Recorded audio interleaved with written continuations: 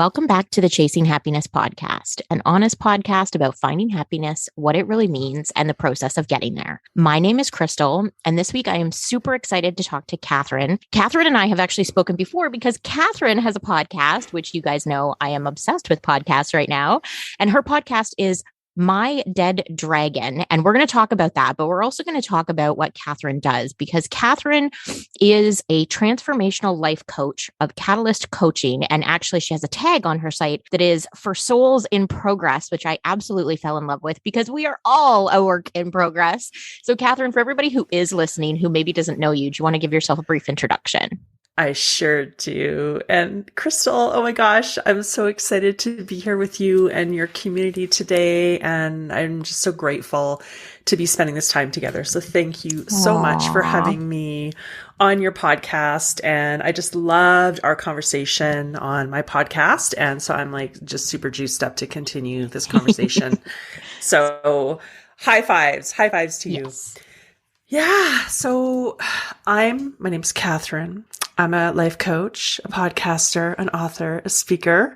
And I actually support people to create and live lives that they are absolutely in love with. And really specifically, I work with women who are looking to find that authentic happiness and that authentic sense of what's really, really important to them.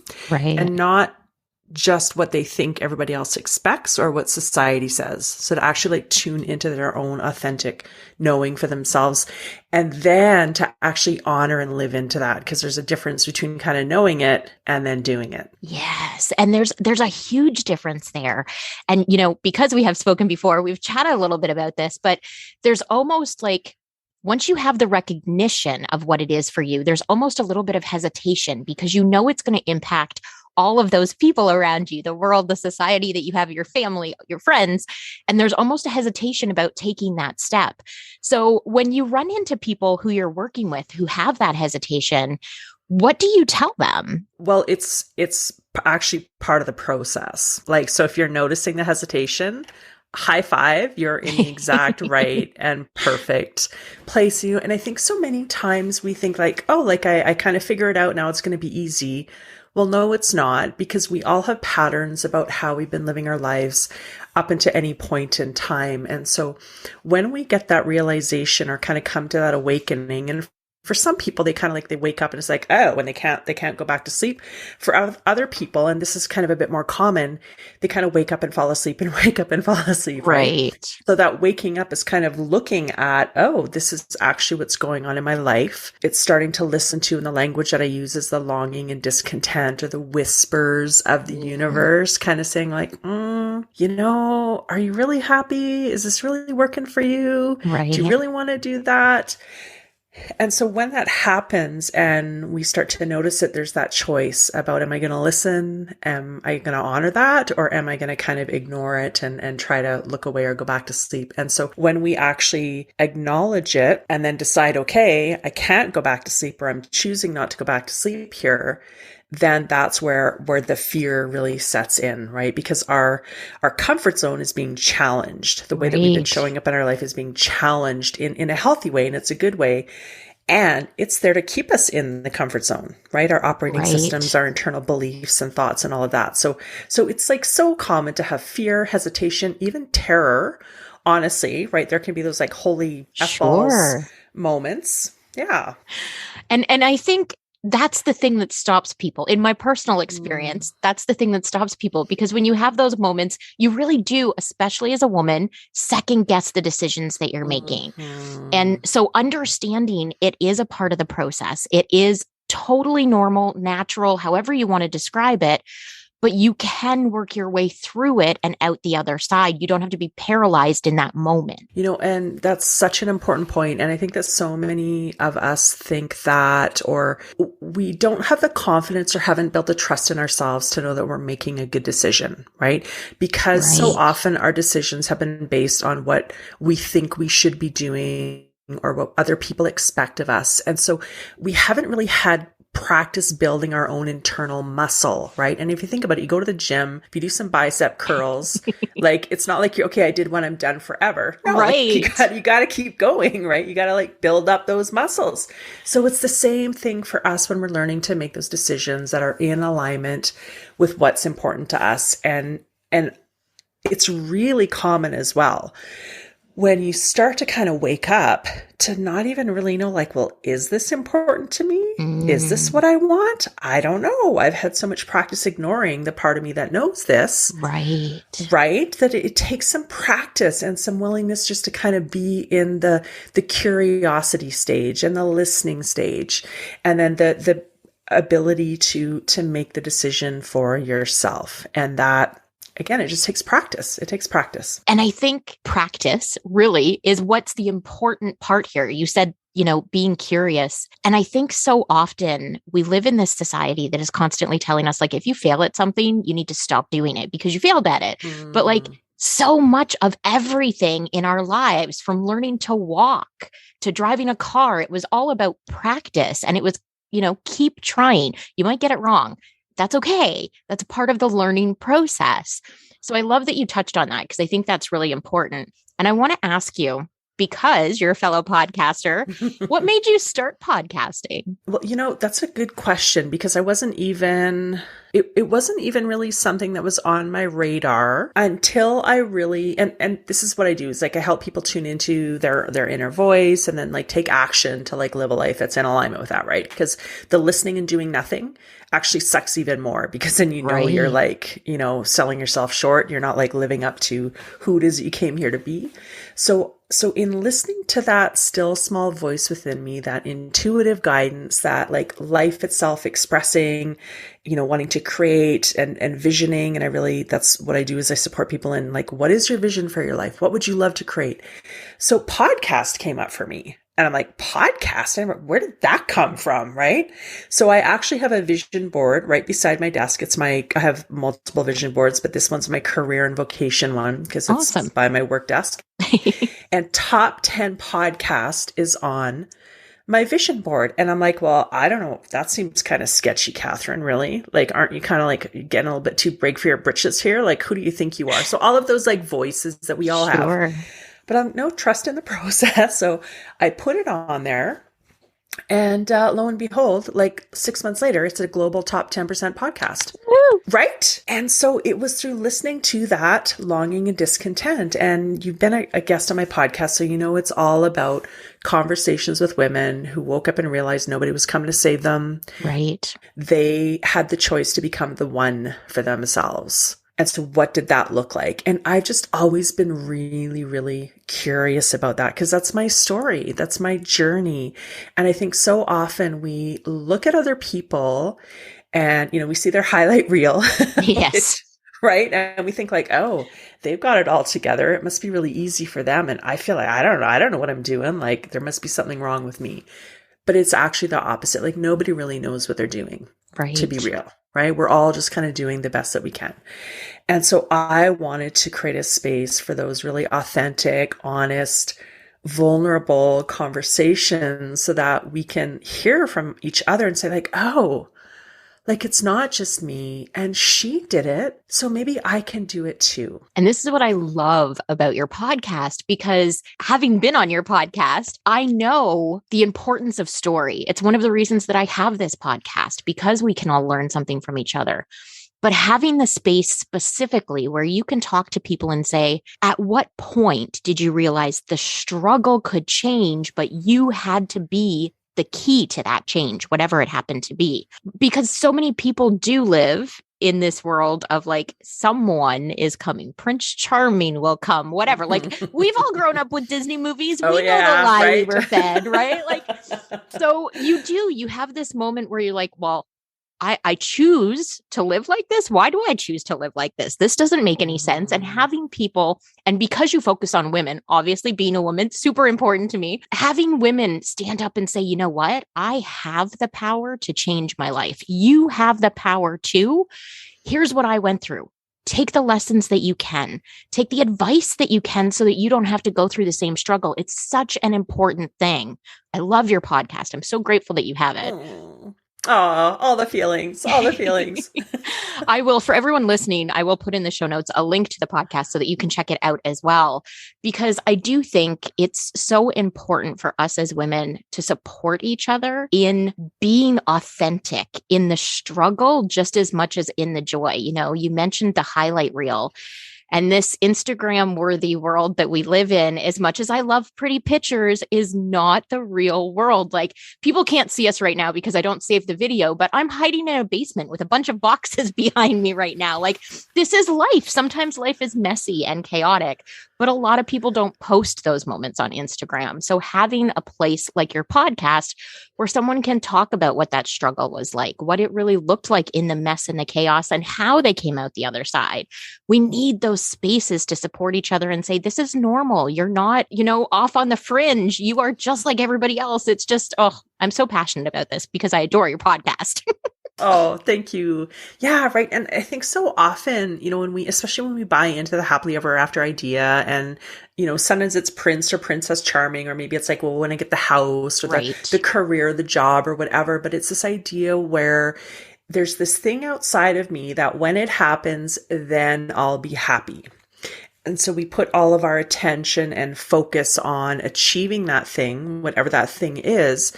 And in doing so, we've given all of our power away. And for many of us, we didn't even know that it was an option to not give our power away. Right.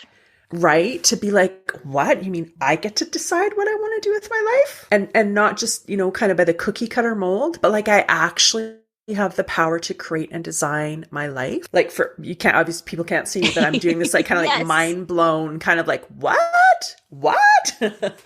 Yeah. And that the struggle is part of the process. It's actually if you think about, and this is kind of a metaphor I use with my clients. So a caterpillar turning into a butterfly, it goes into a cocoon, right? And in that cocoon, it actually has to dissolve into an amorphous goo. And then to be able to become the butterfly, it needs to break through the chrysalis. It actually needs to push through it. And so sometimes on our journey, we're in the amorphous goo phase. Sometimes we're the caterpillar. Sometimes we're just breaking through. Right. And often we look at the butterfly who's out there flying their beautiful butterfly wings, and maybe we're like a caterpillar, and we're thinking wow, there must be something wrong with me. Right. But no, maybe you're just, maybe you're the caterpillar, maybe you're in the goo, maybe you're dissolving right now. It's all part of the process. Yeah. And it's just different stages, right? Different stages of your life, of your journey, of your spiritual growth, whatever it happens to be. One of the biggest lessons I think I've learned in the last 10 years for myself is you actually go through that goo phase and the breaking through phase more than once, right? As things change, you're cycling back through the processes, and you just have to learn to embrace parts of that journey because it's part of growth, right? Yeah. Yeah. And one of the ways that I think about that is, so imagine now that there's a spiral, right? And you kind of start at a point where you're in a standstill and you've never been through the spiral. So as you're in your evolution, in your growth, in your transformation, you're the first time, and then kind of a couple times after that, you're having to figure out the how. What does it even look like to go through that kind of spiral of becoming? Right. So you're navigating the process of how do I feel my feelings? What the hell is that about? How do I listen to myself? How do I set a boundary? How do I create my vision? So all of those things are new. And if you've had a pattern, where a lot of people do, of kind of ignoring or stuffing those things, they didn't go away. They were just waiting for a chance to come out and say, hey, here I am. So the first couple go arounds of that spiral of evolution and becoming, right? And each time we spiral up, we're still going through this spiral, but we kind of know what it looks like. It's okay, I've been through this process before. So you develop competency and skill in the actual process of change, right? So it's again, it's learning to walk or ride a bike or drive a car. The first time you do it, it's really awkward and you fall down and you make mistakes. And, hopefully you've got, if you're driving a car, someone teaching you how to do it. You've got some support along the way, but then you learn how to do it. And that part becomes easier. The process becomes, you're okay, this is what's happening here. You can start to identify it. But the content evolves as we evolve, right? So imagine now a balloon that's growing and stretching. And I have one of my clients is a baker, and she had this great analogy of how you actually make like pizza dough. And I'm not a baker, so I didn't know this, but you like knead it and stretch it, and then you let it be so it can relax. Rise and yeah. Yeah. And then as it relaxes, then you can stretch it more. But if you stretch it out as far as you can, you just rip it. Right. So the stretch and the relaxation is actually part of the process, and it's the same for us. So as we're in the stretch, right, and when we hit that kind of green growing edge of the stretch of the life that we've known, kind of stepping outside of our comfort zone, that's the fear and the sometimes panic and the not knowing how to do it. And then as we actually kind of learn how to navigate that, then we can kind of relax a little bit and integrate it. Oh. That was a very long answer. I love that answer, though. I think, especially because of the visualization that you added, I think a lot of people are going to grab onto that because that describes it perfectly. So I love that. Thank you. I do want to be respectful of your time. And I typically end the podcast by asking a few questions because people in the community love to know how different people view different things. So my first question for you is, what inspires you? Oh, all the things. I get so inspired by seeing people come alive and I'm actually getting like a little bit teary as I even think about this, by seeing women really realize who they are, how powerful they are, how worthy they are, how amazing they are, like stepping into like, wow, I love my life. And like authentically, just like having so much joy and passion and zest and self-confidence and believing, that inspires me so much. So much. Love that answer, especially because I think it's so important for us to support each other as women, because we have lived in this world where it's kind of like you're competing with each other. And that never made sense to me. So having you say that is like this sort of affirmation for everyone, like keep supporting each other, keep lifting each other up, keep letting each other grow, because you're going to get something out of it and they're going to get something out of it. It's just such a beautiful process. So I love that answer. The next question is, if you could have coffee with anyone in the world, dead or alive, who would it be? That is a good question. And I'm actually getting choked up here. It would be my mom. She passed. I'm surprised here. So she passed in March of 2020, right? Like the day after they declared a global pandemic. So it was just a very weird time. And it's coming up on the anniversary of her passing. And, I did so much healing work in my own journey. And I thought, like therapy and like all of this stuff, forgiveness work and all of these things. And I thought I'd miss her, but I thought I'd be like, okay, like I'm okay with her not being on this physical, because she's still here. Sure. But just it would actually be my mom. Yeah, because I've evolved since she's passed, right? Sure. So as we evolve, our awareness evolves.